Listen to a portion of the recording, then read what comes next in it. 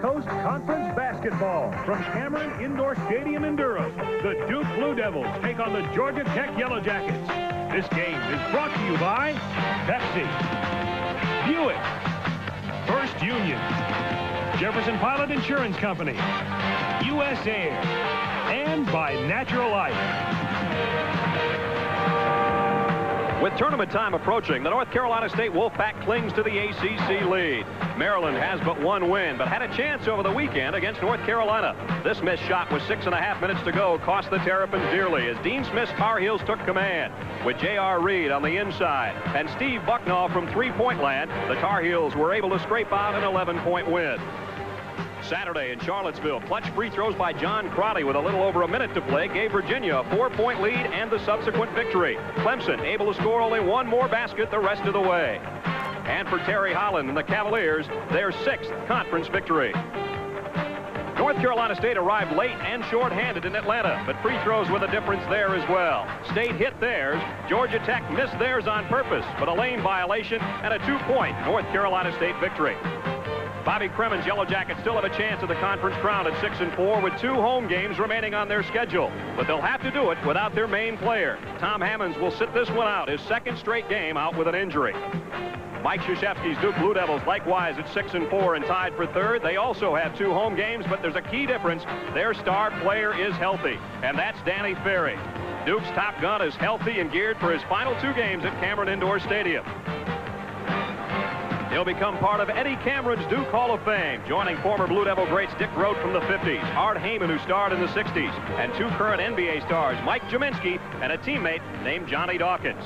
Number 35 deserves to be mentioned with those players. He can do it all, as he showed against Kansas Saturday. A great defensive player who runs the floor well.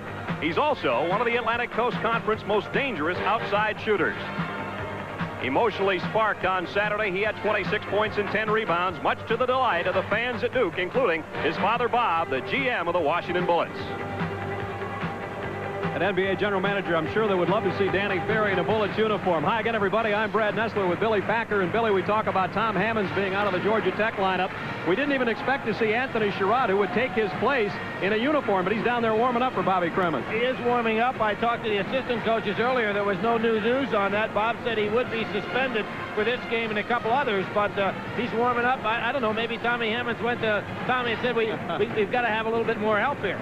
Tech picked up the slack pretty well against North Carolina State with Hammonds out and almost pulled that one off on Saturday. They did. Although their bench is very, very short now, they are in a situation, of course, where they do have more size into the lineup. And one of the guys who are going to have to go tonight is Dennis Scott, a great outside shooter, one of the best perimeter shooters in the country. But 2/3 of his shots are behind the line, the three-point line. I think tonight you're going to have to see him go inside a little bit more, get on that foul line, and maybe help out on the board. All right, Brian Oliver no doubt will be a key tonight as well. We're going to talk more about that one in a moment.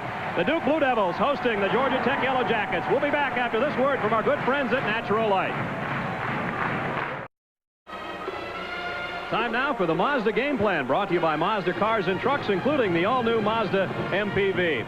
Well, we've talked about Tommy Hammonds being out of this game, the 2nd straight game he'll miss, and the 5th of his career. And Georgia Tech's 1-3 over the 4 games Tommy hasn't played as a Yellow Jacket. Billy, so we mentioned that guys like Brian Oliver is going to have to pick up the slack, and Dennis Scott really, I think, is really going to have to hit from the outside tonight. Well, you know, I look back at him as a high school player. He was very gifted then. He's got great hands on the inside. He's got one of those kind of bodies that should be able to go inside, draw fouls, a lot of juke moves, but for some reason, the last year, it seems like he's so content to stay out on the perimeter. He's still a very good passer, but he's the kind of guy, as we can see right here, that just loves to play out there on the perimeter, move the ball well, and then just roam. He's very good at this, and of course, when guys like Brown or Oliver penetrate, he's very dangerous at the outside. But as I mentioned, with 2/3 of his shots being beyond the three-point line, it's the kind of thing that he's rather easy to defense because it's easy to figure out what he's going to do. Tonight, in my estimation, and as long as Hammonds is out of the lineup, he's got to go to the basket some. Scott at times can get a little preoccupied with that three-point line. Was only 1 for 8 against Duke in the first matchup a couple of weeks ago in Atlanta. For the Duke Blue Devils, well, the main man, we've talked about it already, is Danny Ferry, senior All-American. Somebody's got to get him the ball, though, right? Well, Quinn Snyder is his roommate and a guy that's very good at getting him the ball. And I think we're going to see Quinn become much more aggressive offensively the rest of the way.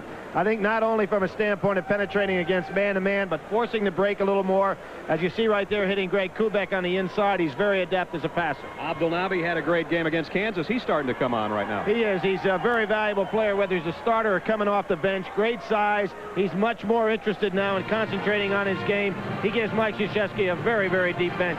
Well, much deeper is Duke tonight than Georgia Tech, no doubt about that, and looking for their 20th win of the year. That's a look at our Mazda game plan. The Duke Blue Devils in the top 10 in the country, ready to take on the Yellow Jackets of Georgia Tech. You know, it was a few years ago, I believe it was 85, I was sitting in this very spot watching a Wake Forest team that was reeling. It was one of Carl Tacey's poorer ball clubs. They're reeling. Duke's on a roll, ready to go to the NCAA tournament. I watched Wake warm up, and I said, you know, this is going to be a blowout.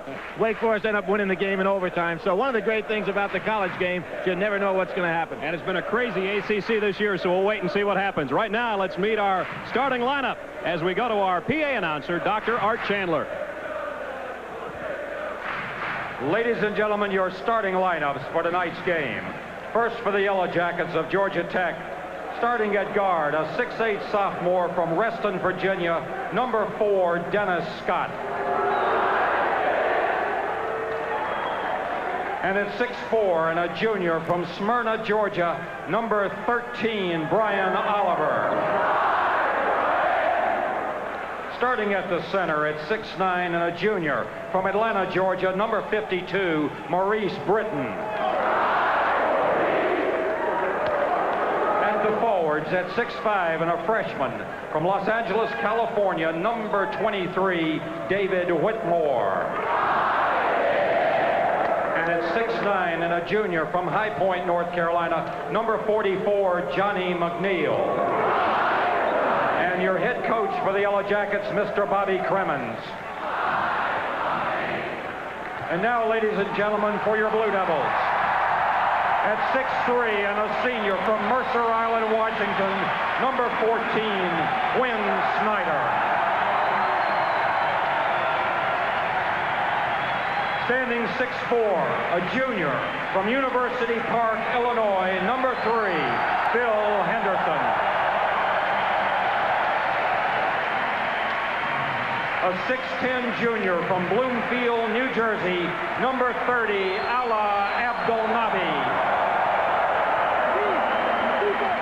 A 6'7" senior from Fort Washington, Maryland, number 33, John Smith. And at 6'10" and a senior from Bowie, Maryland, number 35, Danny Ferry. Head coach for the Blue Devils, Mr. Mike Krzyzewski.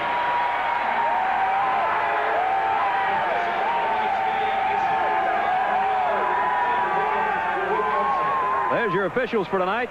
John Moreau, flanked by Tim Higgins and Duke Edsel. And we're almost set for the Duke Blue Devils and the Georgia Tech Yellow Jackets. Student body always ready here as we take a look at the matchups for tonight's ball game. The Buick matchups, and Billy, it's not the normal matchups we'd see if Georgia Tech was healthy.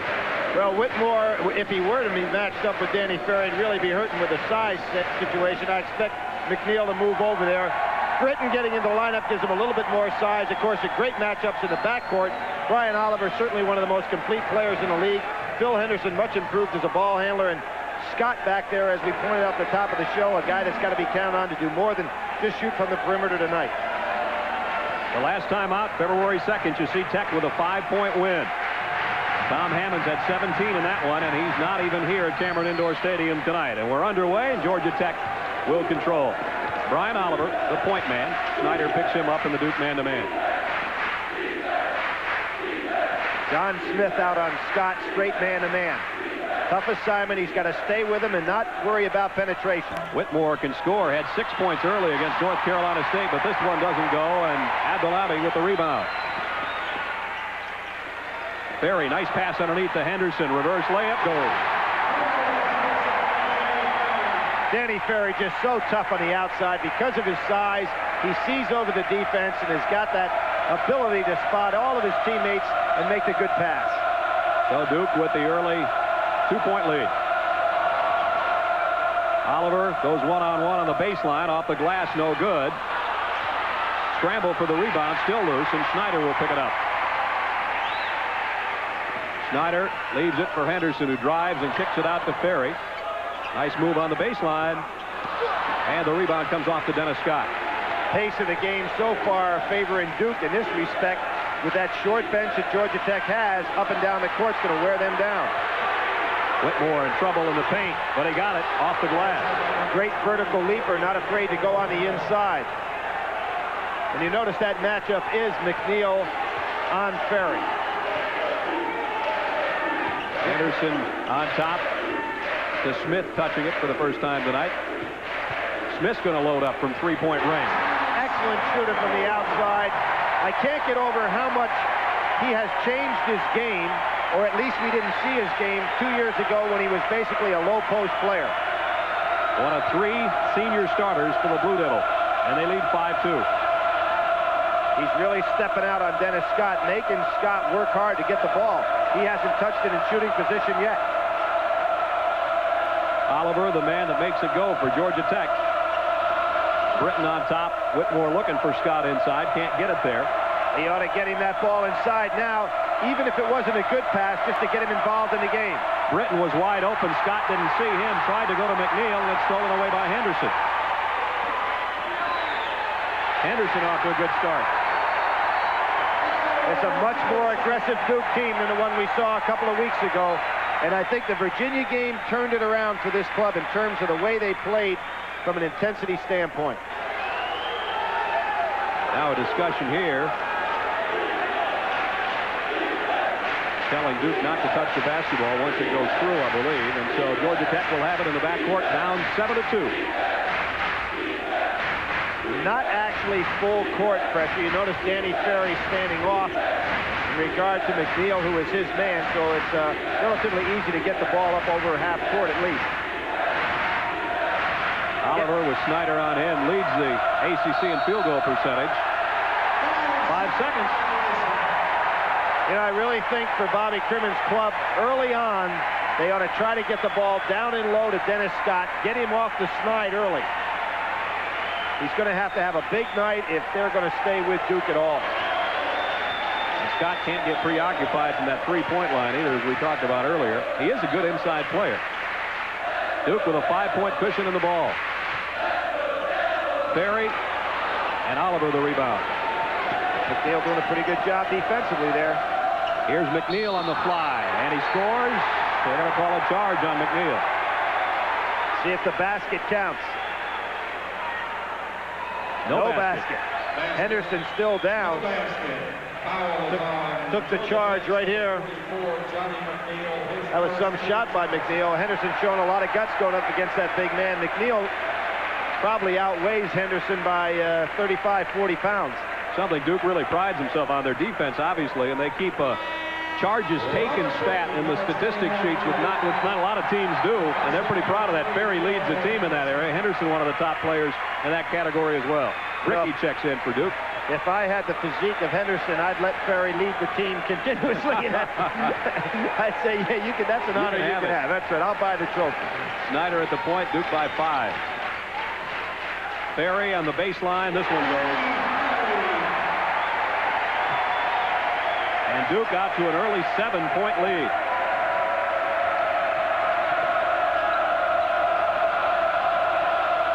Again, Scott has not had it with a chance to shoot yet. Oliver again on the baseline, scores. Oliver is becoming such a dominant player from his point guard position. He can go inside and rebound. He's a good passer, a good outside shooter. Just has improved his game in every respect. Last year, primarily a number 2 guard. This year, he's taken over as the primary ball handler. There, he's missed 3, and Georgia Tech has it back with a chance to cut further into the lead. 9-4, Blue Devils in front. Here's Scott working against Bricky, kicks it out to Oliver. You can see what Smith is doing to Scott, too. He's going right up on him, making him put the ball on the floor, not giving him any jump shot, even if he beats him with a dribble. There's a jumper, and it doesn't go, and Ferry the rebound. Outlet to Smith. Snyder for 3. Too long, and rebound Johnny McNeil for Georgia Tech. Ryan Oliver will have to slow it down, coming down 1-on-4 against Duke. McNeil, nice move, but way short on the shot. He is fouled, however. Johnny McNeil had 13 Saturday, Billy, against North Carolina State. He's just going to have to be aggressive offensively for Bobby Cremins, or they won't have a chance inside. Well, McNeil is, and Britton for that matter, came into the ACC with great credentials, but coming from really a different situation, coming from junior college ball. It's taken him a while to adjust. Normally, I think in this particular league, unless a guy is a superstar talent, and if he can come in slowly and not have to have that starting lineup right off the bat, he's much better off. In the case of both Britton and McNeil, they're just starting to get their ACC status right now. Bobby Cremins waving to his Yellow Jackets, who are thin, obviously, with Hammonds out and Sherrod suspended, and a much deep for Duke squad with a couple of substitutions. Leitner and Kubek have come in, and McNeil hits a free throw.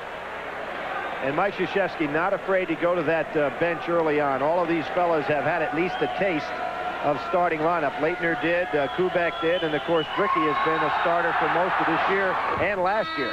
Johnny McNeil, junior college transfer, hits both from our good friends at Natural Light.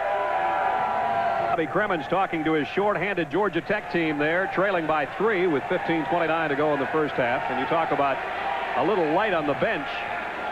That's certainly the case for Georgia Tech tonight, Billy. As we mentioned, they don't have much. In fact, a couple of those guys I don't even have on my score sheet. Well, the total, you know, they're averaging less than 3 rebounds a game and a little over 6 points a game. So you can see that represents a very small percentage of Georgia Tech's offensive output this year.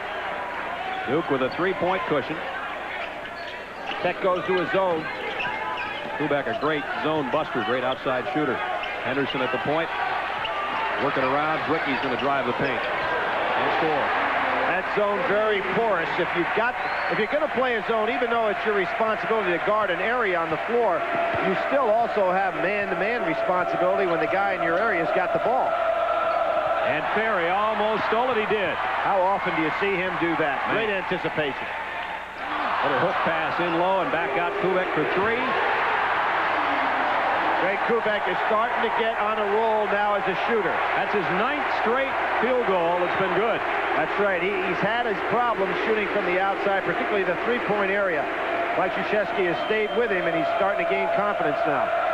Scott had a notion and almost has it stolen as well. And we're going to have a foul on Henderson.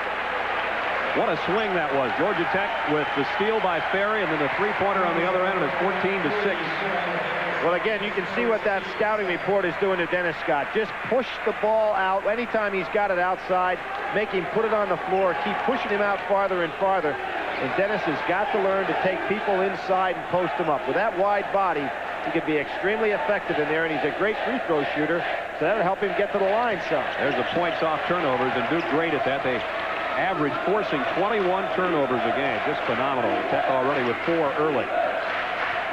At the game earlier this year, though, Tech was able to turn the tide on them, and Duke had over 20 turnovers. So that was the key in Tech's win.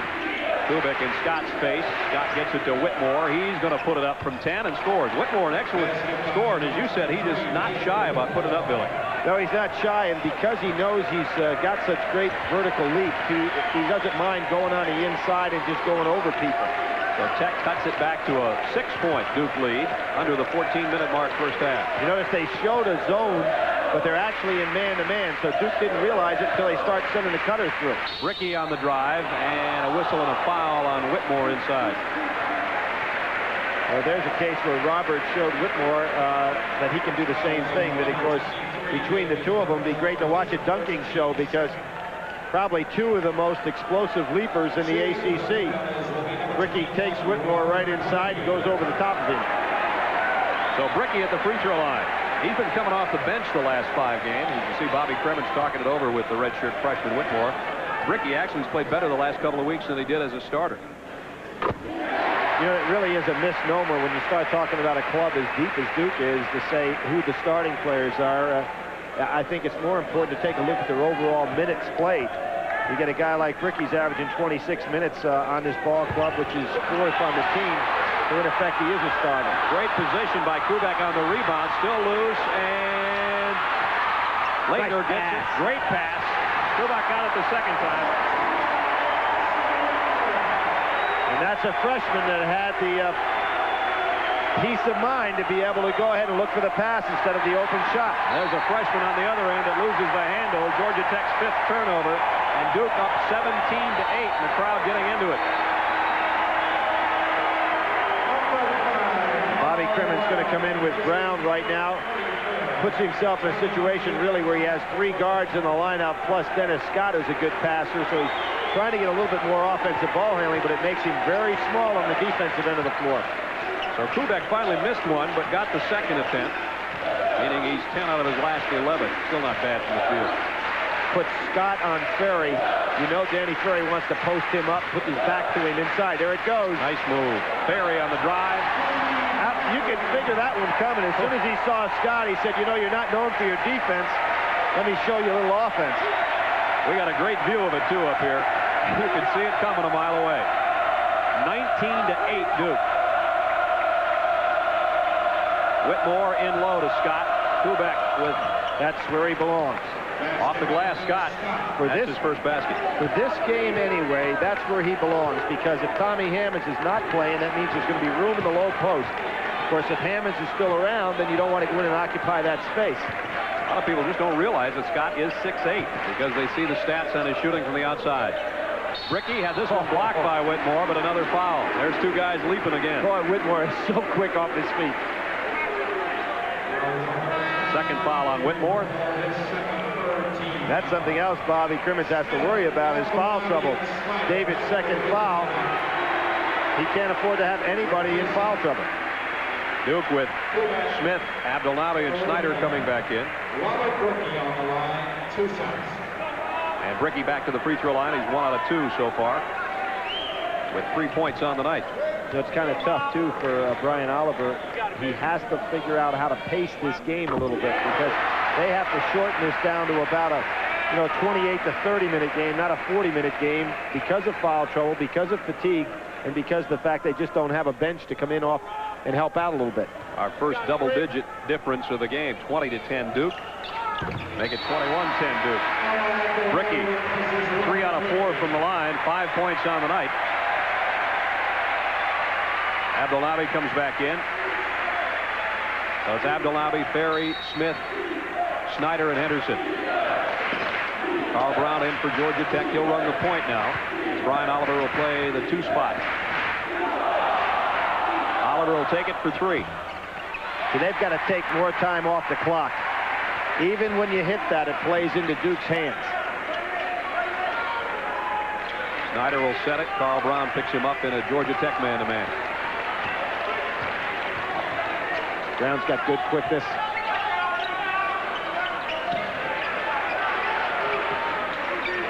In low, Abdelnaby works against nice Britton. Britton got a piece of it. Here comes Georgia Tech 3-on-2. Oliver, nice drive. Oliver with 4. That cuts it back to a 9-point Duke lead.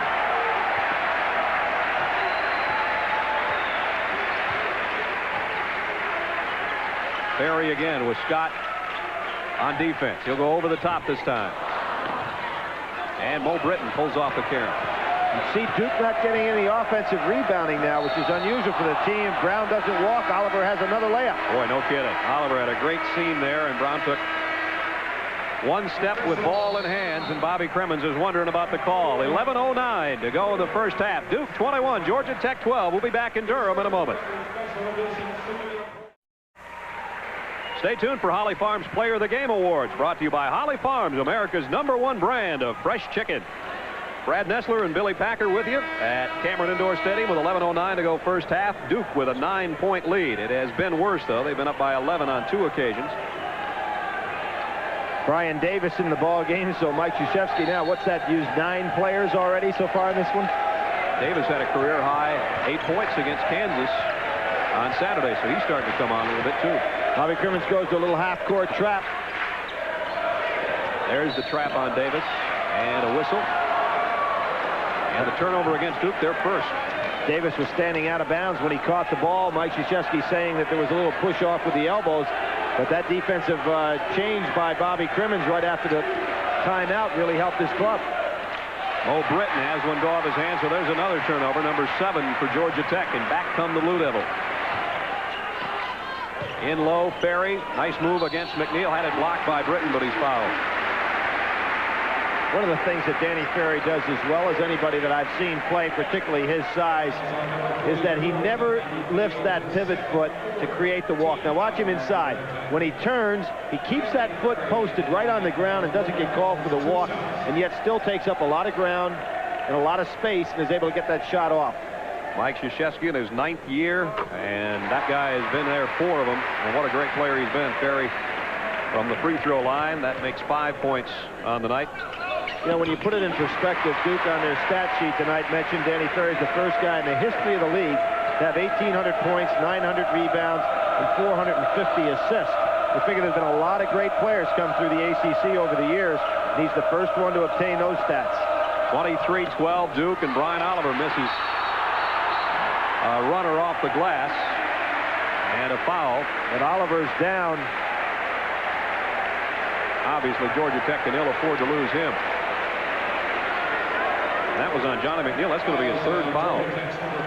There's Oliver going through, coming down very hard on just one leg there. McNeil with 3, and some people looking like they're getting hurt. I really think that Georgia Tech is making big mistakes on the offensive end of the floor. They have to occupy some clock, try to shorten this game up a little bit, isolate Duke, and keep Duke away from their running game. You saw McNeil go out with 3 personals, and that certainly doesn't help Georgia Tech's cause, as we're not even at the midpoint of the first half. And Willie Reese, a senior who's seen very little action for Georgia Tech over the years, is in at one of the forward spots for Georgia Tech. Good pump fake. Snyder off the glass. There's Gene Banks, former Duke great, enjoying a 25-12 Blue Devil lead. And enjoying buying those high-priced clothes. Gene always did like to dress up. Yeah, that was some good-looking leather. The biggest lead of the night, 25-12. Duke by 13. Just under 10 minutes to go first half. And you notice how quiet Dennis Scott has been. Duke is really forcing him outside, not letting him go in and post up, and he seems to be willing to accept that role. He tends to get frustrated, too, if he doesn't get his shots. He'd love to get one here, but look at the defense. They're just staying right on him, making him put the ball on the floor. Willie Reese in low. And in and out, but he's fouled. And the foul's going to be on Smith. That'll be his first. Now watch, Davis to get right out on him. And Dennis comes back outside when he might want to post up inside, and he wants that jump shot. Davis stays right there and makes him put the ball on the floor and give it up. Harmless possession. Davis did a great job coming around that Mo Britton screen, too. Just slithered right by there. Willie Reese at the free throw line, no good. Well, if you know that a fella does not want to put the ball on the floor and try to beat you directly to the basket, you can take that chance. And I'm sure in the Duke scouting report, they said, okay, if he beats you with a dribble, that'll be the fault of the coaching staff, not yours, so go out and play. Willie Reese missed both, and Ferry the rebound. Tech trailing by 13 with 9.5 minutes to go in the half. Nice steal by Oliver. Going to take it himself. Way short. Quinn Snyder with a good defensive play. Brown could have helped out by running a little interference on that play. Here's Smith in low against Reese. Didn't get the first or second attempt, and now a scramble and the possession. Smith realizing he's much more powerful than Reese, just tried to take him inside. You can watch him go inside. He realizes he's got an advantage power-wise and just puts it right up on the inside and keeps it alive. Brian Oliver showing the strength that he has just to keep that ball stripped. Keeps it down on the floor, but Duke takes over anyway. And the possession will go to Duke. Their pass on the baseline. Ferry brings it into Snyder. 9 minutes to go first half. 25-12 Duke. And at this pace, it's like one of those 90 to 100-point games, which certainly favors the Blue Devils. That one went right off Snyder's forehead. Duke maintains possession, and Ferry's turnaround jumper from 14 hits the bottom. He's got 7. Boy, he beats you in tight. He beats you from the foul line area, and then he goes outside and beats you as well.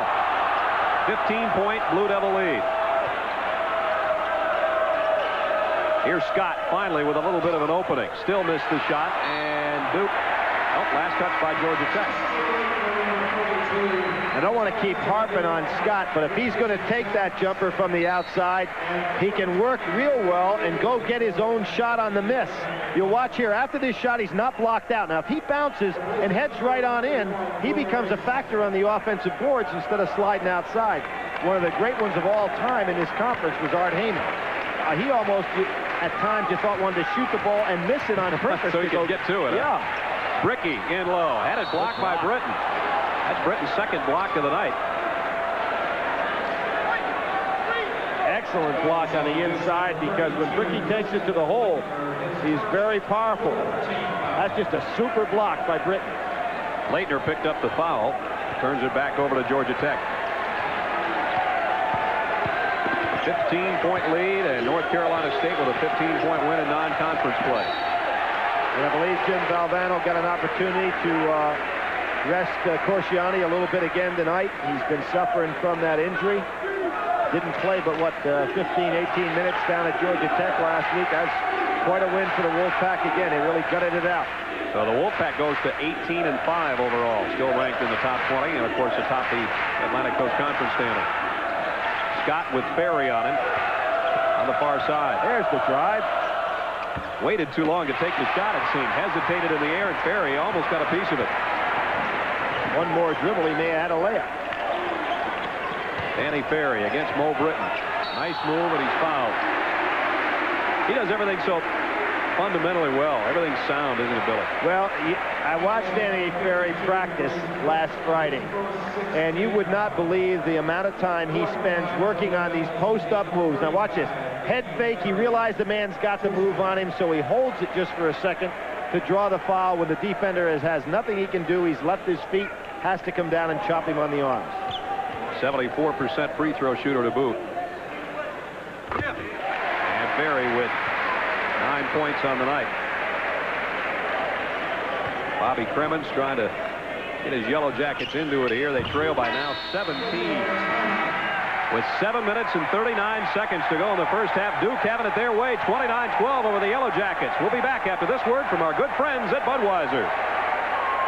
Here we're going to see a switch where Danny Ferry gets posted up against Dennis Scott.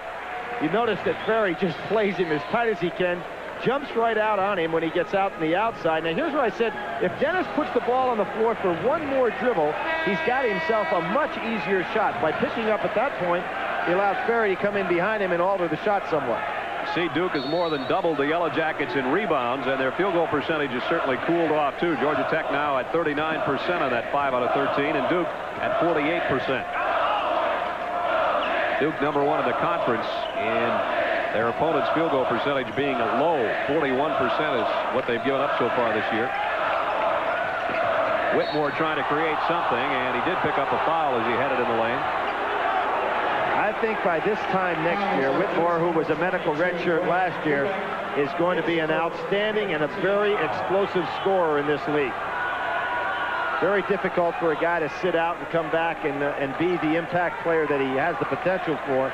But with his ability to put it on the floor and explode, he could be hard to handle. One of the good California kids the ACC's brought in over the last few years. Billy mentioned his vertical leap earlier, 42.5 inches. This kid can get up. He might try here. There's part of it. Yep. And the basket will be good. See, he puts the ball on the floor extremely well, and he's not afraid to take it on the inside. The only problem with that is that's Whitmore's third foul. And now Georgia Tech is getting real thin with 7:07 to go in the half. Dennis Scott doing a good job posting up, and then he takes Leitner completely out of the play. Leitner not able to fight over the top to help out defensively. Good job by Dennis Scott. Bobby Cremins telling David Whitmore he's got to watch it, both on offense and defense, picking up the fouls. 3 personals, and Kubak on the other end goes to the line. What it might mean for Bobby Cremins that he's got to go back and play a tight zone the rest of the way. He can't afford to be out there man-to-man, as Duke has so many fellas that can post you up inside and draw the fouls. So Kubak, averaging almost 6 points a game, is on that right now with 6. Duke 8 out of 9 from the free throw line. Sophomore from Clifton Park, New York, hits them both. Got on a roll against Harvard where he was 8 for 8. Really got his confidence level back up. Duke by 17. Brown with some penetration. Oliver's going to drive the baseline, and here's Scott for 3. Just not happening for Dennis Scott. He's 1 out of 5 from the field. Tech will have a second chance. Whitmore in low to Scott this time. Double team. Still got it away somehow and got this one to go. He's so tough in there. The 2 shots he's made tonight, pretty much the same move from the same spot on the floor. 6.5 minutes to go, and Duke by 15. Perry thought about a 3, got it into Leitner instead, and foul on Scott. See, the man-to-man defense that Georgia Tech is playing right now finds them in a situation where no matter who they're guarding, that man will post them up. Now, Leitner goes ahead on Scott. Scott's very good at stripping the ball, but obviously got a piece of the head and the arm and the hand on that one. You hate to lose a guy like Danny Ferry to graduation, but in Leitner, they've got another 6'10", 225-pound freshman who will come along, I'm sure. Well, and they also have Crawford Palmer, who's not getting a chance to play that much with this particular club, but by next year, he'll be an outstanding player. Duke now 3 out of 5 from the line. In the first game, that was a big differential. Duke was only 10 for 21 from the line. Georgia Tech was 24 of 32, so you had a difference there of 14 points from the foul line. Tech coming away the winner. Leitner hits both, and Duke's missed only 1 free throw tonight. It has made a difference. Up by 17 with 6:24 to go. Leitner will sit down after doing a good job during his stint. Well, the other thing that I think Duke is really adjusting to now is their substitution pattern. Another steal for Duke and a layup. Oh, great hustle. Right back by Oliver. Great hustle by Brian Oliver. Whitmore ahead to Britton. And he's fouled by Snyder on his way to the basket. Well, that's the second time tonight that Quinn Snyder got a piece of a ball that would have been an easy layup for Georgia Tech. On this one, he got the block. The last time, you remember, he ran in front of Oliver and broke it up. Snyder leads Duke in steals, but right here he turns it right back over to Brian Oliver. Yeah, he had a man, Henderson, on one side. He had somebody else on the other side as well. Made the wrong choice there, but you got to credit Oliver with great hustle. Georgia Tech, the top free throw shooting team in the ACC, back at the line. This is Maurice Britton, and Britton has his first point of the night. Britton shooting right over 75%. You like to have big guys that can drill them. He came into tonight's game. Oh, there's a violation. Brown left the lane after the ball had been handed to Britton. So that takes away one. Well, Tech had a lane violation to end the game against North Carolina State. Much different lane violation Saturday than this one. See, as Brown, once you're lined up on that lane, you can't pull away from there. And Henderson making sure the official realized what went on. Great pass in low to Bricky. Bricky over 2 men and still got the little hook shot. Bricky's got 7, and it's an 18-point Duke lead, 35-17. Great defensive help by Danny Ferry across the lane. Whitmore went right over the top of everybody and missed the jam. And here comes Duke with 5.5 minutes to go in the half. Oliver almost had another steal. Nice catch by Danny Ferry on a pass that wasn't the greatest in the world. I don't know how he realized that the ball was coming in his direction. He actually had his back turned. Here's Brian Domalik into the Georgia Tech lineup, and I'll admit that he is one of the guys I did not have on my score sheet. Seen very limited action, but tonight he's going to see some work because Tech is going to run out of players if they don't watch their foul trouble. Henderson scooped it over to Bricky. Bricky tried to tip in his own shot. Oh. Bricky showing how quick he is at getting off the floor. Actually had basket interference on his own layup. That's getting up there in a hurry. It is. The ball on the cylinder. Tech trailing by 18. And Dennis Scott off his hands, and Georgia Tech turnover prone. That's 10 for the night. And you can see in that case again, Smith right up on him. He's not giving him 1 inch when he steps to the outside. Notice how close Smith is to him. Now, normally you should be able to get away from a man that's that close to you, that far away from the basket. Under 5 minutes in the half, 35-17 Blue Devils. Snyder right back to Ferry. Half hook. Almost went and got his own rebound. Seems like Duke is getting to be a little bored with their own half-court offense right now, which is a problem that you can have sometimes when it comes too easy early on in the game. It is coming easy right now. 18-point Duke lead. Brown almost got the steal. Henderson kicks it back over to Snyder. Now Bricky on the baseline. Not a pretty possession, but gets two anyway. 13 points off the turnovers tonight for the Duke Blue Devils, and here comes another turnover. Snyder's second steal of the night. He missed the layup, but he's fouled by Brian Amalik. Now, Damalik, of course, has not had much playing time, as you pointed out, but what he's got to understand is not try to push the ball up quite so quickly. There you can see those turnover points. And a lot of that's been caused by Georgia Tech trying to force action when they have a team out here tonight that's just not capable physically of staying with Duke. Willie Reese also checks back in. We mentioned he does not see a lot of action as well. 40 minutes on the entire season. Abdelnaby back in for the Duke Blue Devils, and Snyder at the free throw line. You know, when you really think about this Georgia Tech club and where they could have been with a shot here or a shot there, 2 wins over Illinois were very possible. The NC State game just the other day. They had Louisville in a situation where they could have had a win there very simply. You start putting those kind of wins together and you're in the top 10 and automatically in the NCAA. Right now, they're a struggling on the bubble club. Bobby Cremins told me before the game, we've got to get at least one more win or the NCAA won't even look at us. And maybe he's right, and it doesn't look like that win's going to come tonight unless things turn around in a hurry. Well, I think that is a certainty here. Oliver in the lane, no good, and Bricky the rebound. Now, if you're Mike Krzyzewski, I mean, the score is what you want, but the way your team is playing is not.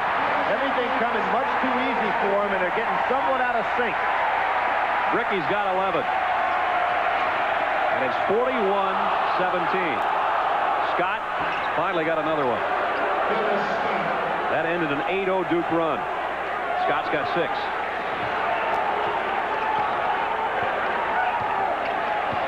Damalik got around what could have been a disastrous screen there. Henderson, 2-pointer, and he got it. Henderson has 6. See, where is Damalik going?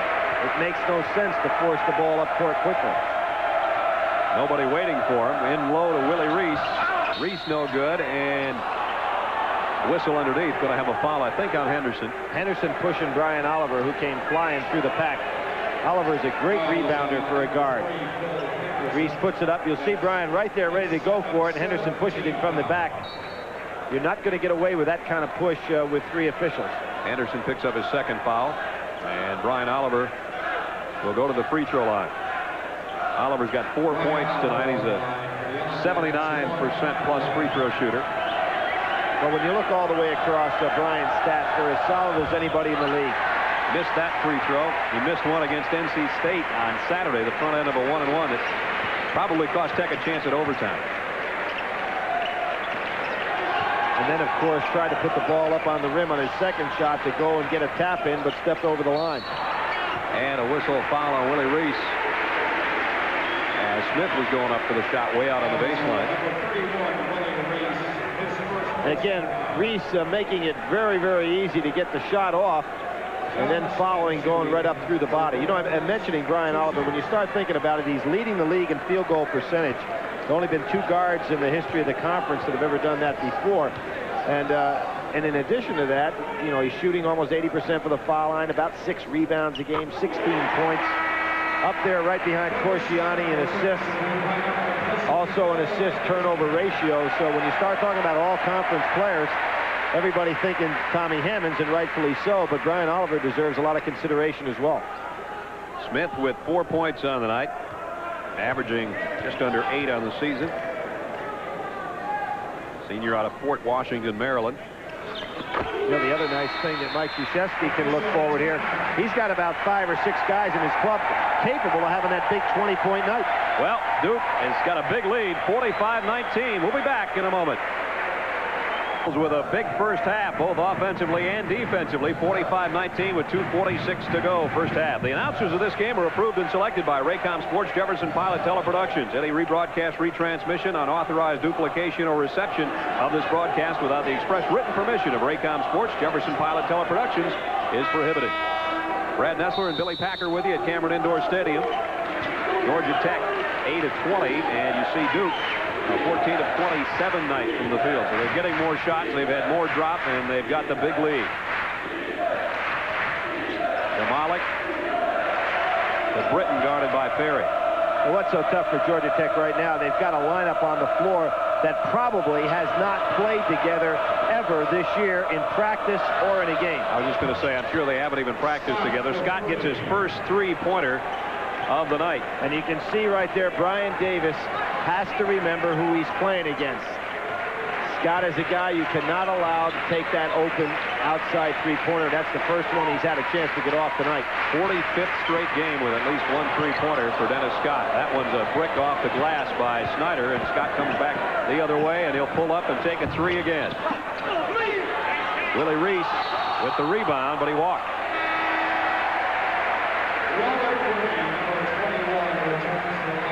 Bobby Cremins, knowing that his Yellow Jackets are outmanned for a variety of reasons tonight. Of course, he has McNeil on the bench with 3 fouls. Can't afford to bring him back in there. You can start saying, well, if you get the half, you probably didn't want to take the gamble. But in that second half, Bob can't worry about foul trouble. He's just got to go out and play and hope he can make some kind of run on Duke, which I don't think is possible. We'll at least have to try. Abdullahi, great move on the baseline, missed the stuff, and it's going to be Georgia Tech ball. You saw Tech with 12 turnovers, and we mentioned Duke averaging over 21 forced a game. Have you noticed, though, in the last, I don't know, 8-10 minutes, how Duke has made everything break down to one-on-one type play offensively? They've gotten out of their team motion. Reese way out on the baseline and almost threw another one away. Nice play by Snyder. Last touch by Quinn, though. You notice that the ball hit the official after Quinn got it. Another steal. Boy, that's 3 on the night, and he goes in and slams it home. And when that ball hit that official, the official was the first thing that it touched out of bounds, so that's why it turned over to Georgia Tech. Britton almost threw another one away. Bricky with the foul, however. That's his first. Now it's going to be a matter for Georgia Tech just getting the ball up over half court with this lineup. There's Quinn Snyder stealing with the inside hand, which is a great play defensively, and then shows what an outstanding leaper he is, taking it all the way for the jam. Ryan Oliver at the free throw line. There you see the points off turnovers. Man. 2 field goals and 1 field goal and 2 touchdowns. Oliver hits it. You know, and on that play last week for fans that maybe just starting to watch the game, what happened to Oliver is that he had released the ball, but he doesn't have the right to go over that line until it hits that rim. And so he took off while the ball was in the air before it had gotten to the rim. Oliver 1 out of 2 from the line. 1 out of 3 from the line, rather. 47-23 Duke.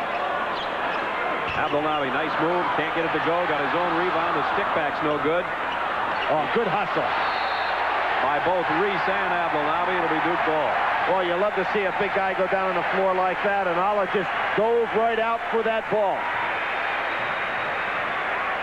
Missed 2 tough shots, didn't give up on himself. There he is, diving for the ball. Ball hitting Reese and going out of bounds. Good hustle. That's the kind of stuff Coach K will enjoy when he watches the film. Well, you know, you regain possession just on hustle. There was no great skill to that play, just effort. Duke will have to take a shot before halftime. 49 seconds on the game clock. They've got a fresh 45 here on the shot clock. Well, the way this is going, there's no reason to hold it for the last shot. Go right inside and attack as they do. Ricky has it knocked away. Oliver and Scott with a double team. Now, Mike Krzyzewski holding up his fingers as if he might want just 1 shot here. But I don't think tonight he has to worry about any run by Georgia Tech, and he is going to take 1. So Duke spreads it out with 38 on the game clock, 32 now, 30 on the shot clock. It's about a 5-second difference between the two. nice to have a guy like Ferry that can step out and help the guards handle the ball in a situation like this. Probably the guy that could end up with the assist here if they get a basket before halftime, too. Down to 12 on the shot clock. Ferry will get the shot. Hit nothing but net. Was going about 80 miles an hour through that net. Oliver will bring it all the way and put it up off the glass. No good. Kubek the rebound. He'll pump one from half court. Almost went. And everything has gone Duke's way so far tonight. Halftime buzzer sounds, and the fans loving it at Cameron Indoor. The Blue Devils 49, Georgia Tech 23. Well, Danny Ferry goes down on the double stack, pops on out, takes one of his patented shots. I wonder how many he's made in both games and practice from that spot on this court. That gives Ferry a dozen at halftime. And Duke with a big lead, 49-23. They don't lose when they're up at halftime, Billy. They're 18-0 when they go in the locker room up at the break. Well, unless something crazy goes on in this game is, for all intents and purposes, over. Duke going to win their 20th game of the season. That gives them 6 straight 20-win seasons. Georgia Tech, of course, is in a situation right now because they're outmanned and don't have any place to go to find a halftime when there's no sense getting upset. Just try to come out and play as solid as they can. That's what Bobby Cremins, no doubt, will tell the Yellow Jackets, who trail 49-23 at intermission. Duke with a big lead at halftime. We'll come back and talk more about this one in a moment. I think the league has seen in a long time. Here's a good game between two teams that have really struggled in the SEC.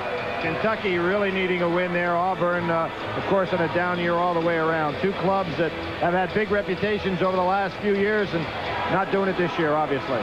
Chris Jackson, Sports Illustrated cover boy, probably having a big night in that one. LSU leading, co-leader at least in the SEC. Well, LSU had a big problem with Vanderbilt the other night, but that league is kind of topsy-turvy, as are so many others, with LSU now putting themselves in a driver's seat position. Let's move on to the Big Ten. Illinois early on Purdue. You never know who's going to win in the Big Ten, really.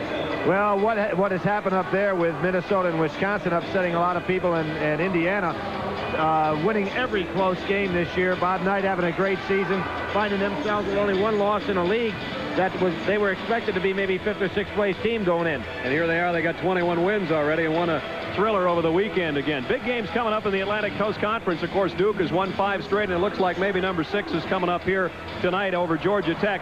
They've got a big week, and so do the Georgia Tech Yellow Jackets. Well, you know, in the case of Duke, in 8 days, they're going to play a Kansas club that came in and got blown away. Georgia Tech, which they catch on a low end right now. They've got NC State coming in here to try to get a revenge win there. And then a real prestigious game coming up, not only for themselves but the conference, playing against Arizona, the leader of the Pac-10. So if they were to come away with 4 wins in 8 days of that caliber, as I said before, Duke is going to start getting some real looks as a #1 seed type position. It's amazing that they even had that stretch where they lost 4 out of 5 games. It's hard to believe now the way they're playing right now. So Duke and NC State Thursday here will be their final home game. And then Arizona, that game, a neutral site at the Meadowlands. For Georgia Tech, a Wednesday matchup against the Cavaliers of Virginia. And then they've got Notre Dame coming up this weekend. So both clubs have kind of a tough road. Georgia Tech's got the tougher of the 2 roads tonight so far because Duke is having it all their way at halftime. The Duke Blue Devils 49, the Georgia Tech Yellow Jackets 23. We'll be back at Cameron Indoor Stadium in just a moment.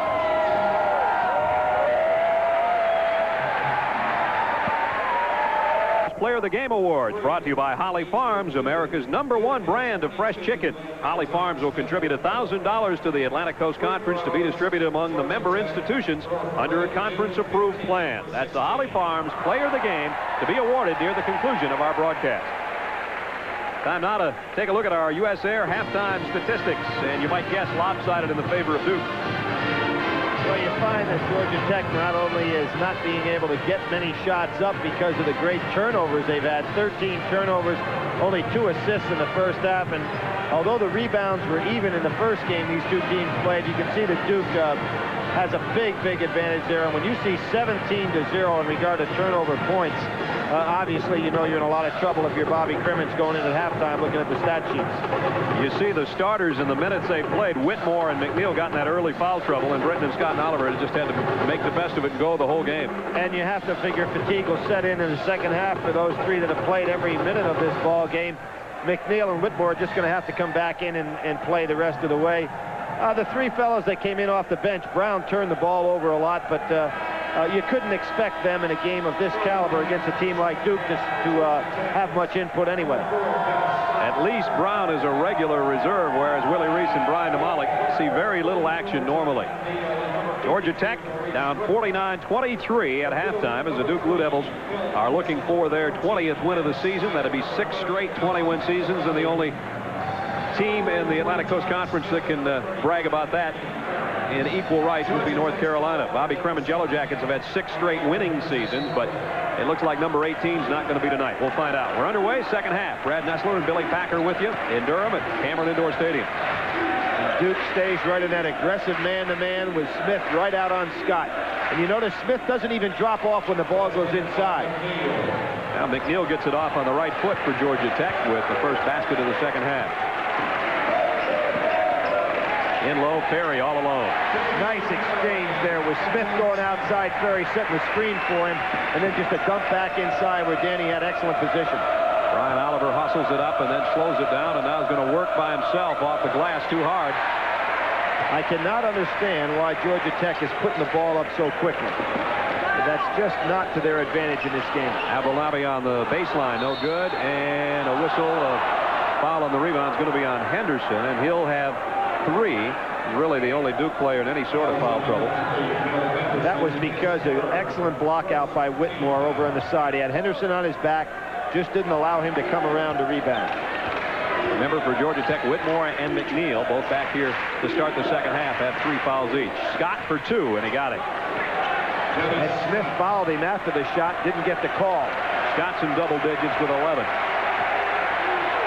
51-27 Duke. Ferry, nice cross-court pass to Snyder, who'll take the long one. And the rebound, McNeil, isn't called for traveling, but Ferry picks up the turnover and drains it. Well, Georgia Tech with their 14th turnover, and again it cost him a bucket. Tough break for McNeil. He did a good job getting up on the boards that time. 53-27. Duke by 26. Oliver kicks it out to Whitmore. Whitmore is going to put it up from 17. No good. Didn't get the bounce. And Abdulabi with a rebound. Thought Ferry might pull up and take a 3 there, but he'll slow it and gets the pass over to Henderson. Duke doing a good job with those skip passes, because what happens is the big overplay defensively by Georgia Tech doesn't give them a chance to get back and stop that skip pass and then back onto the inside. Oliver tried to sneak one through to McNeil. It's stolen. Another turnover for Georgia Tech, and on the other end, Henderson puts it up and is fouled.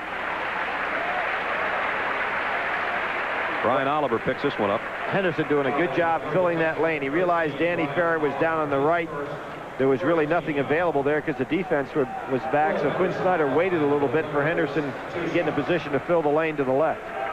Henderson with 6 points on 3 field goals in the first half, averaging just under 12 a game. You know, one of the other things you can do if you're Quinn Snyder in that particular case is to fire the ball back to Henderson, let him come off of your back, and you fill the lane, because they really had what amounted to a 2-on-2 fast break, which doesn't give you the numbers, but with Henderson filling or giving him the time to fill, you can develop that 3-on-2 break for the score. Henderson with 7. You saw he had 13 to go with 7 rebounds first time out against Georgia Tech. In fact, led the Blue Devils in rebounding that night in Atlanta. Danny Ferry, anticipating the shot going up, does a nice job from a teamwork standpoint and telling Henderson he's sorry. Now watch, he's going to try to peel inside and get the rebound. The shot didn't go up when he anticipated, and therefore he's out of the lane. Nice thought, but a turnover, a lane violation. We've seen more lane violations in the last few games than we've seen in a long time. Scott with a nice move. Basket doesn't count. You know, if Dennis Scott will watch the films of this game, he can see how he's being played and see how effective he would be if he'd do more of this. Take people inside. He has that ability, the great soft shooting touch inside, plus the wide body. Foul was on Smith. That's his second. Not a shooting foul, though. Inbounds comes to McNeil. Well, Scott's averaging 19 a game without going to the foul line. He could be averaging 25 or 6 a game if he went to the foul line as much as he ought to. shoots about 83% from the line. He just never gets there very often. And Whitmore, that's his 4th foul. Was that John Smith again coming all the way across the lane to draw that charge? Here's Whitmore. He's got his position perfect, but he takes one move too many. Smith is waiting on him on coming across from the weak side. Something I would think, Billy, that David Whitmore will learn to control as time goes by, but that great leaping ability doesn't do you much good if you fly into people like he has tonight. Yeah, if he goes straight up in the air, takes that little 2 to 3 foot jump shot, he's got just as easy a play. Just over 17 minutes to go in the game, and Duke with their biggest lead, 27 points up. Abdelnaby on the baseline. This time he got it to go. That's his first basket. And you know that the Duke fans are the absolute best in the world at being able to come up with sayings as the game goes on. I don't know how they do it, but on that last one, Whitmore goes out, they go, no more Whitmore. I mean, it's not that it's that original, but how they all get in unison so quickly, I don't know. They come in here about 6:30, and they stampede in like a herd of cattle, and I guess they must talk about it beforehand or do some planning of some sort. Well, I mean, there's no way they could have prepared for that one. No, How they know Whitmore's going to get in foul trouble. And Georgia Tech down 56-27. Danny Ferry can smile with the big lead. They came up with one the other day with Kansas.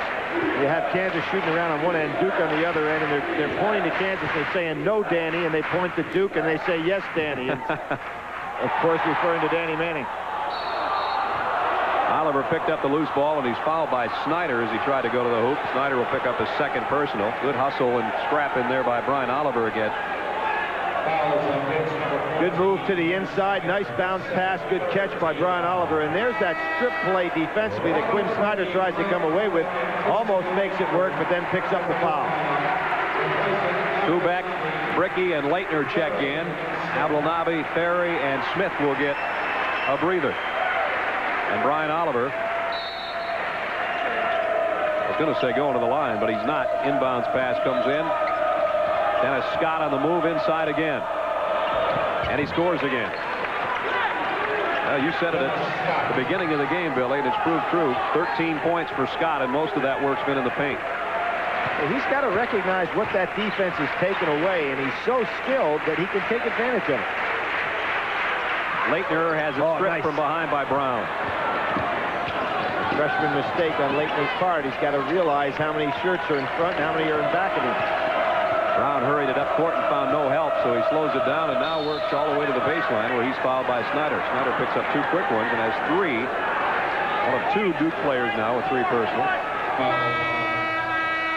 Brown was projected, of course, to be the point guard on this club when things started out coming from junior college, but he hasn't adapted to that role and now is just starting to get some fill-in playing time. 56-29 Duke. We'll be back after this word from our friends at Budweiser. 56-29, Duke with a lead, 15:44 remaining. Dennis Scott averaging 19 points a game, 13 tonight. You see the free throws, just not enough of them.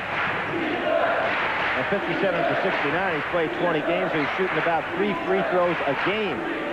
And he's the kind of guy that you could put on the line 10 times a game. And a lot of those in a situation where he's one-on-one, so it gives you a lot of opportunity. And he hasn't been to the stripe tonight either. Works against Kubek here, and he'll take it on the baseline. Oliver, nice weak side rebound and scores. Oliver playing the second guard position with Brown in there now, showing what a great rebounder he is, averaging just under 6 a game. Top rebounding guard in the ACC, and Henderson on the other side of the coin's no slouch in that area for Duke either. He's got it right now at the point. Georgia Tech starting to pack their defense in a little better, which will definitely help them from a foul standpoint. Snyder for 3. No good. Leitner pulled down a tough rebound. Knew what to do with it when he got it, too. He's got 4 points, and it's 58-31. Leitner will be a big scorer before he gets out of Duke. That's a walk by Brown, not called. He actually tripped a little bit. Last touch by Bricky, so Tech will have it out of bounds right in front of their own bench. Here we see Scott going one-on-one with Kubek. Now he's trying to operate there about 23-4 feet away from the basket. Tough to make a move from that far out, but of course Oliver is on the weak side. There's so much attention being paid to Scott, nobody blocking him out. Johnny McNeil against Danny Ferry and had it stripped from behind by Snyder. Boy, he's got quick hands. And there's a case that McNeil has to recognize when the defender's dropping back to help him out, to just pop the ball back out for Brown for an easy shot. The problem is Brown doesn't take many. That's true. That's true, and that's probably why Quinn Snyder, realizing that on the scouting report, wasn't afraid to bounce on in and help out inside. Good point. Scott in to Oliver. He'll back it out, and Tech regroups at the point. We just said Brown didn't take many, and he takes one, and he's fouled by Snyder, who's got 4 now. Quinn Snyder picking up a lot of fouls, as you said, 4 fouls. He's been getting beat one-on-one out front, and he tries to make up for getting beat by making a spectacular play, but comes over the shoulder. It's too bad Brown's not a better shooter, because he's a pretty good penetrator, and he's quick on the transition, but he's not much of a threat outside. Well, you can see Quinn got a little piece of the ball, but he also got part of the shoulder and the arm on that play. First game you and I did with Georgia Tech involved, Billy, we talk about Brown not being a great free throw shooter, but he's really come on and hit a lot of the free throws he's had lately. Started off the season poorly in that area, and he's really warmed up from the stripe. This cheer that the Duke fans are doing now is the reverse wave. You remember the wave used to go, let's see, vertically. This goes horizontally. Watch, they all start bouncing. No, they got their own little deal going on. Brown hits both free throws, his first 2 points of the night. Duke by 25 with 14:20 remaining in the ball game. Perry again comes out to help against the press. Nice pass to Leitner, and he drills one. Leitner with 2 quick buckets, has 6 on the night. Duke still overplaying every pass. Brown just beating everybody that plays him man-to-man. Perry blocks the shot. Ball still loose. Oliver comes up with it and scores, but no basket. Brian Oliver, Brown staying right with things down on the inside. Duke thought they had a fast break. Everybody runs away. You see, Brown's beating everybody with his penetration. Now watch how Oliver stays in there, McNeil stays in there, and Brown stays in there, and they come up with the steal. Second foul on Leitner after that loose ball. Scott having some trouble. Well, he actually is walking on the end line, but they call him for 5 seconds. So another Georgia Tech turnover. Mike Krzyzewski's Blue Devils have forced a bundle. That's 16, I believe, on the night. With under 14 minutes to play. Kubek against Oliver, who's played the whole way. Leitner and Perry in a double low post right now. Tough combination to handle. Perry written to his backside. Cross-court pass stolen by Brown. Danny was trying to make too big a play there, waiting for Kubek to penetrate. Nice lead by Brown for Oliver. Oliver's got 9. Lead cut to 25, if you can call cutting a lead. God, you must have been a math major in college. You're pretty quick at that. Tech would love to see single digits sometime. Barry misses, and Scott's going to finally pick up the loose ball and comes out of it on the dribble. Good 4-on-2 for Tech. Hey, there's Carl Brown for 3. That's a good play all the way around by Scott. He doesn't look like he would be that quick, but he's so good with his hand-eye coordination that he's able to keep the ball alive. Got to credit Tech. Brian Oliver and Dennis Scott kind of shaking fists after that last turnover and the 3-pointer, as if to say, hey, we still got a shot if we can just make a run here.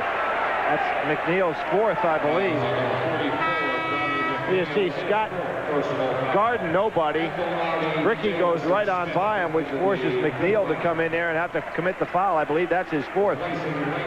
McNeil could have been called for clipping, too, trying to take down Leitner and Ferry both with 12:43 and a timeout, Georgia Tech. Duke in front, 60-38, apparently on their way to their 20th win of the season. We'll be back at Cameron Indoor Stadium in Durham in a moment. For Holly Farms Player of the Game Awards, brought to you by Holly Farms, America's #1 brand of fresh chicken.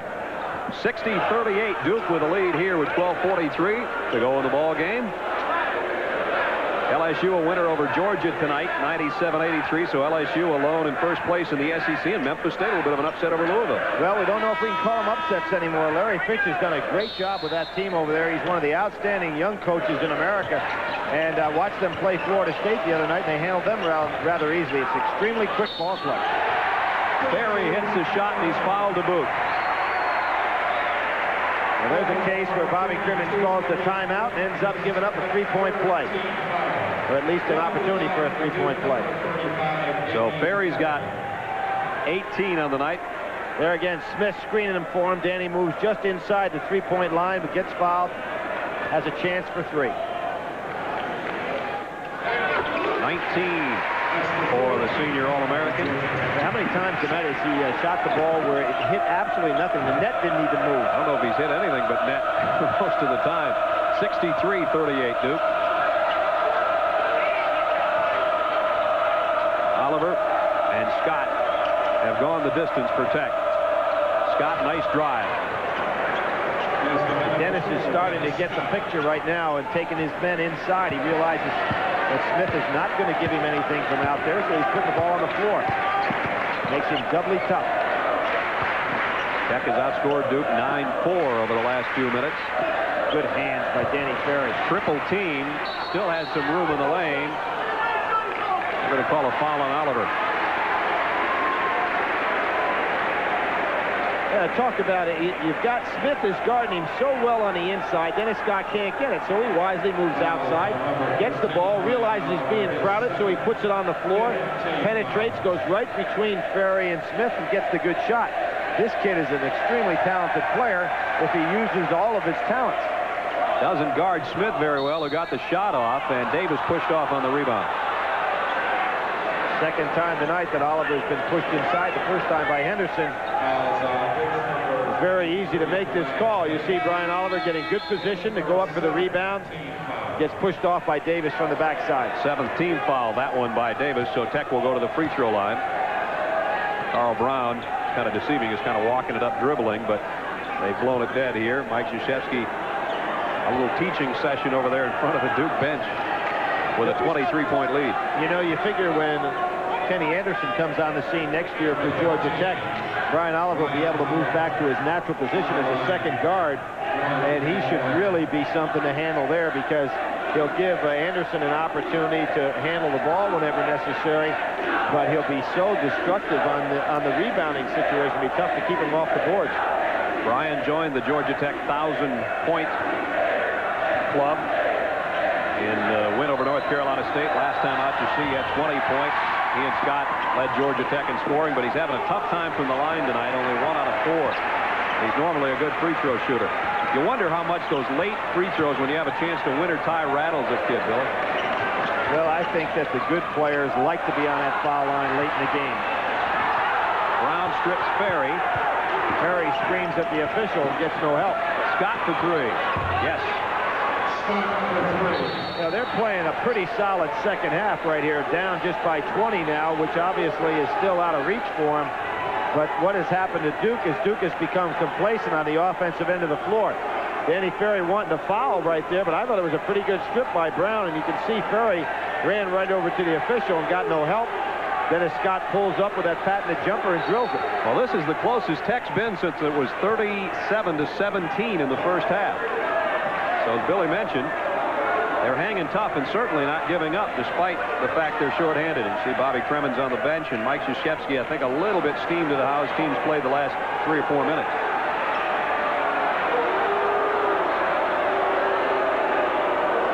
Just trying to clean up the floor for some sweat that's gotten down on the floor.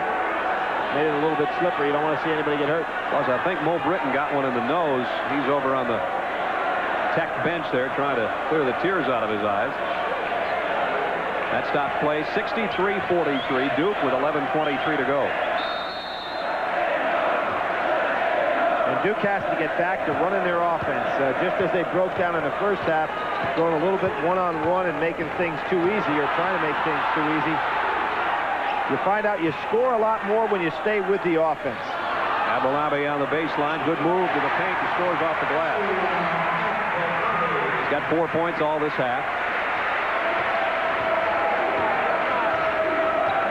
Carl Brown has played the point much of the second half for Georgia Tech. Guarded by Henderson. Scott, a better pass, and he might have let that one fly, but he had to handle it. Drives to the baseline and still scores. And you notice Dennis Scott, every time he gets the ball now, he sits down on it, puts it on the floor, and penetrates.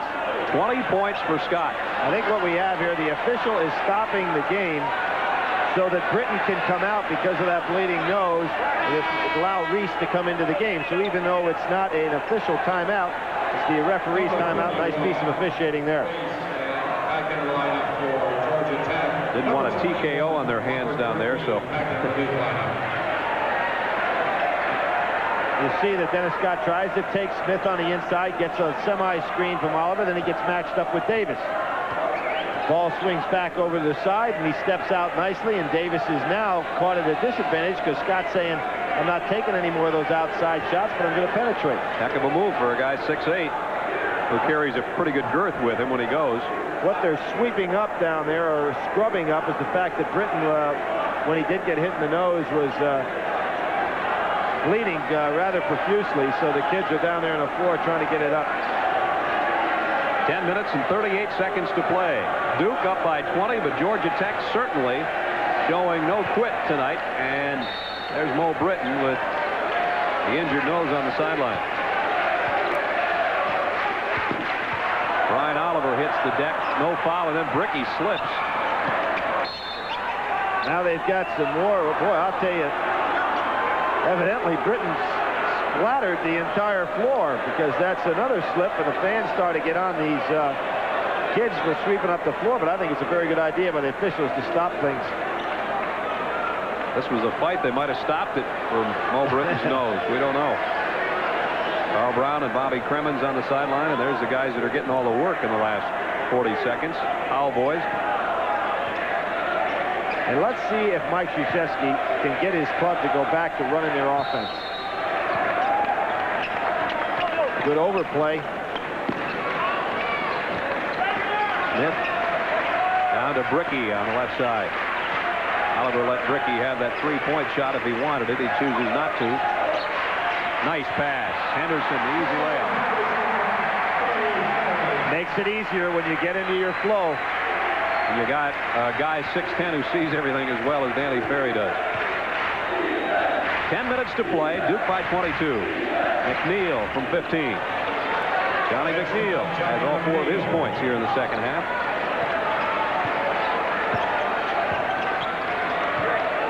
And Ferry likes to come out and set that screen a la J.R. Reed from North Carolina. Good steal. Brown to Oliver. And the tip by Scott, who's got 22 points. And now Tech down by 18. Really showed some athletic ability on Oliver's part, because he had Bricky chasing him there, who could really get up in the air. I said earlier, Tech would love to see single digits for a difference. It's still a long ways away, but it's a lot more feasible now. They trail by 18. Abdelnaby.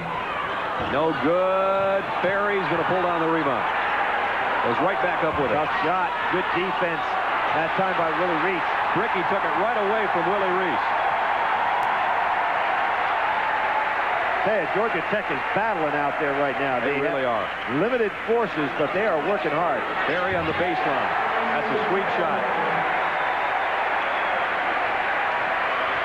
Ferry with 21. Just under his season average. Willie Reese has it stripped by Ferry from behind with a foul on Danny. It's going to be his first. You know, I think as hot as Dennis Scott has been the last couple of minutes, they'd be smart to hold things up. Here you have a Willie Reese in the game being guarded by Ferry. Why concentrate on getting him the ball? You know, he's not going to be a big scorer anyway. You've got Scott that's hot. Move it around until you can get Scott in a position to do something offensively. Willie Reese 0 for 2 from the free throw line in the first half. Well, on the year, he's scoring right over a point a game. And all of a sudden, he becomes the go-to guy. This game is as much mental as it is physical. Willie Reese played his high school ball at Carver High in Atlanta. So he stayed in town, and a senior at Georgia Tech. 1 for 3 now from the free throw line. He can again make it an 18-point game should he hit this second free throw with 8:45 to go in the ball game.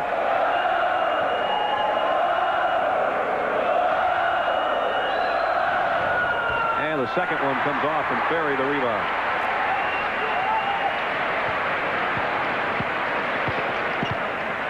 Brown's done a nice job on defense tonight. And he offensive. He took one for the team. I tell you, he's the kind of guy with his great quickness. He can stay right with somebody, and you pointed out there, you can see that elbow thrown by Henderson. Fortunately, he doesn't catch Brown in the jaw, but just the idea of throwing that elbow picked up Henderson's fourth. So the Duke backcourt both with 4 fouls, Snyder and Henderson. And there it is. Kubek is holding on Scott, realizing that they're trying to go inside to Scott. Good move by Georgia Tech. Mike Krzyzewski really upset with his club, calling a timeout. Krzyzewski takes a timeout with 8 minutes, 27 seconds to play. There you see Dennis Scott trying to get loose, and Kubek picking up his second personal foul. Duke 69, Georgia Tech still battling with 50. And we'll be back at Cameron Indoor after this word from our good friends at Budweiser. 27 to play in this one. Brad Nessler and Billy Packer with you at Cameron Indoor Stadium. Here's a case where Brown on Henderson comes up with a good steal. He's played excellent defense here in this run in the second half. Brian Oliver going up against Brookie, just hangs in the air, doesn't get it, but Dennis Scott hustling down the court, taps it in with the left hand. Good hustle play by Georgia Tech. See the same play from a different angle. Watch Oliver glide on across the lane, get the shot off, and Dennis Scott hustling all the way, puts it back in. Dennis Scott 9 points in the first half, 13 in the second half on a 6 out of 7 from the field second half. 22 points on the night. His first trip to the free throw line, and no good on the free throw. So we talked about how Dennis Scott should shoot more free throws, and he missed one there. Well, the other thing, you know, he's shooting over 82% from the free throw line, not going there often. The more times you go to the line, you have a tendency to get in sync. Ricky somehow saved it from being over and back, and Duke converts with Leitner on the layup. That ball was thrown right down at his ankles, and he still picked it off. Whistle foul on Duke. Lucky break for Georgia Tech as the pass from Oliver to McNeil was not the greatest. Well, I think right now there's a little frustration on the part of the Duke players in the fact that they want to blow this game open, but they didn't play solid defense there. And I don't really think that's the official's fault. He got a piece of the arm. Third foul on Leitner. So now Snyder and Henderson with 4 each. And Leitner has 3. And Johnny McNeil at the free throw lines, 2 for 2 tonight. And that puts him over his season average, averaging about 6.5 a game. One of Bobby Cremen's junior college transfers. 3 of them figure prominently in the Georgia Tech lineup. Mo Britton and Carl Brown, the others. Well, you know, Bobby Cremen's recruiting process has been so successful since he's been down at Georgia Tech, but he came up short last year in terms of the high school players that he wanted and went the junior college route. And, of course, as everybody knows, for next year, he's sitting on what most people have called, and I think it's hard to determine this, but one of the outstanding recruiting classes in America. Duke by 19. Nice feed. Leitner in low is fouled by Britton. Leitner had a free one, and Britton took it away from him. That's his third on Mo Britton. Again, good hustle by Georgia Tech. Then he makes the good catch. Good pass on the inside. Double team sees it coming. Good hit ahead that time by Henderson. Britton comes across and gets a piece of the ball, preventing what would have been an easy dunk. Boy, great ball movement by Duke on that one. Well, being one pass ahead is what made that play, and that is being able to know where you're going to throw it before you catch it, so you can just instantaneously move that ball forward. Leitner 3 for 3 from the line now. He's got 7 points this half, 9 for the game. So he can hit double figures. He converts his second free throw, and he does. 70% free throw shooter with a good touch. So Duke back to a 21-point cushion. Tech had cut into it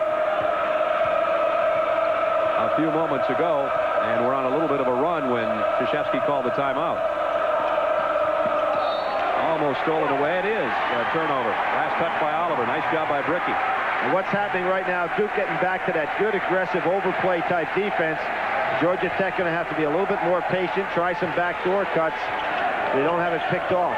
You know, guys like Brian Oliver and Dennis Scott are getting a little bit leg weary maybe about now, too. Well, that's true. And, of course, when you're playing with strange people for the first time, there's another steal by Brown. Brown's going to go in. Henderson with a chance, but he doesn't get to him. Brown must have 4 steals tonight, and he's got 7 points all this half. And he's quick on quick. And Oliver with another steal. Here's Brown again. make it 9 points this half. Well.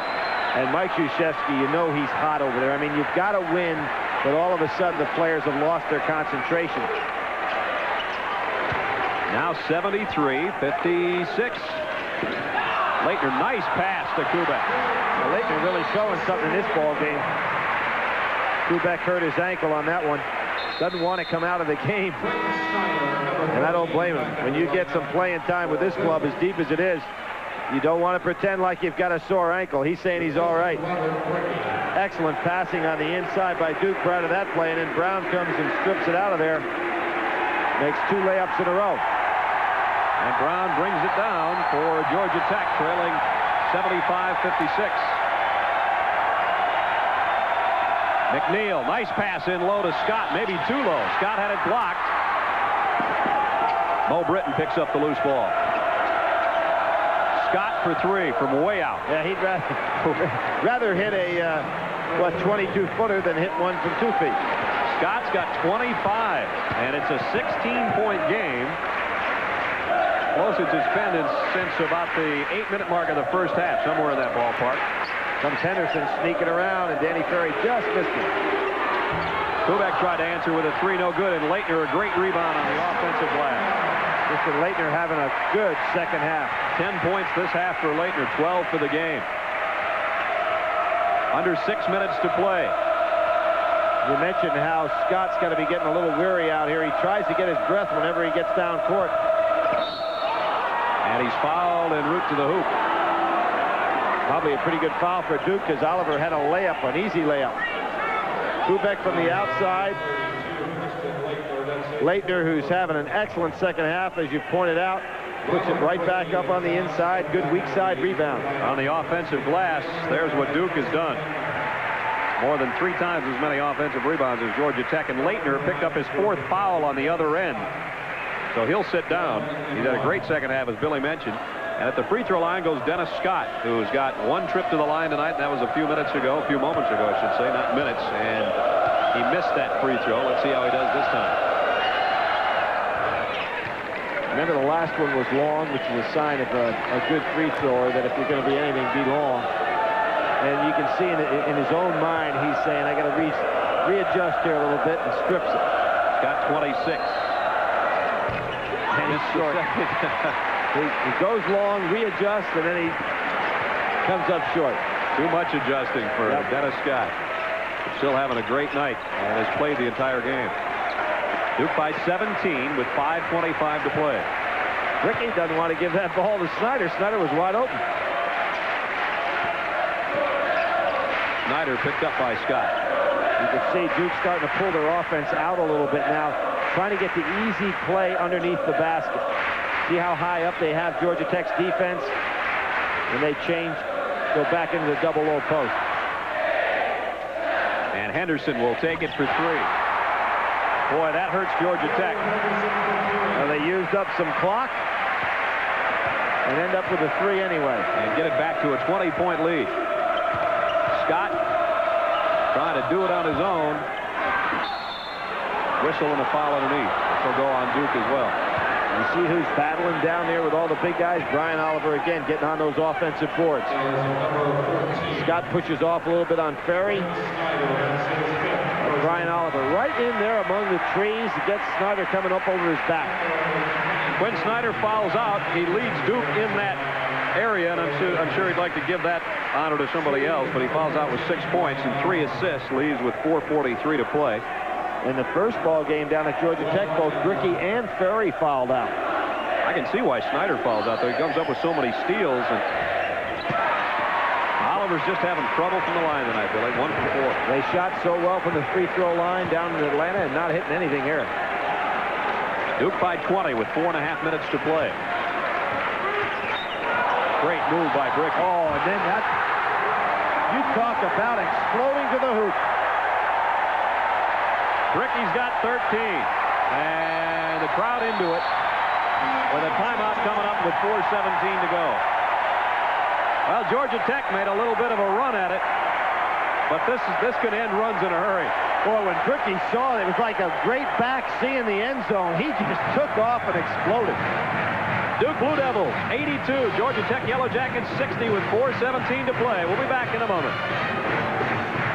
Kessler and Billy Packer behind that guy here at Cameron Indoor Stadium. 4:17 to play, and Duke up by 22. Duke averages almost 90 points a game. In fact, over their 5-game winning streak, they're scoring at almost a 95 points a game clip, and they might get close to that tonight. Looks like Bobby Crimmon's saying, you know, you wanted to hold it and make me play catch up. I think I'm going to hold it a little bit on you. Dennis Scott in low. This one won't go for him, and rebound by Smith. Scott really wanted that one inside. Yeah, he's shaking his head a little bit. 3:35 to play. There's Duke setting a lot of back screens right now, trying to get the easy one inside. A little delay game with a back screen looking for the easy layup. Henderson way out high to Ferry, guarded by Britton. And the back screen is where you walk up on a fella from behind with a legal screen and then just take off to the man running behind you for an easy basket. Ferry with a shot clock winding down. Then he wasn't even squared up on that one. What a great shooter for a big guy, for any guy. 24 for Ferry. And Duke goes into what looks like a little zone here, just playing it on out. McNeil on the baseline. Bricky the rebound. Bricky has some huge hands. Oliver almost stripped it away. Bricky will slow it down. Just over 2.5 minutes to play, and Danny Ferry says, let's spread it out a little bit.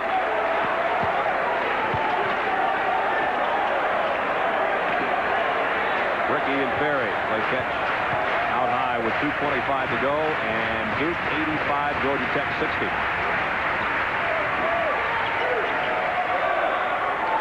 Down to 10 on the shot clock again as Duke uses as much clock as they can, and Ferry again will be the guy that tries to pass it. Wow. They set up their little delay game. They go to that double low, and Danny Ferry glides out from inside, hits those threes. Scott tries to answer on the other end. He's got to be getting tired. Pumps from long range. He has 26, but that one doesn't go. Ferry has 26 for Duke. And I think you're going to see an entire new group of players. Yes, you are. Danny Ferry and his starters have played enough. Danny Ferry in Atlanta in the first meeting between the two teams had 27 points, and tonight he's got 26 with 150.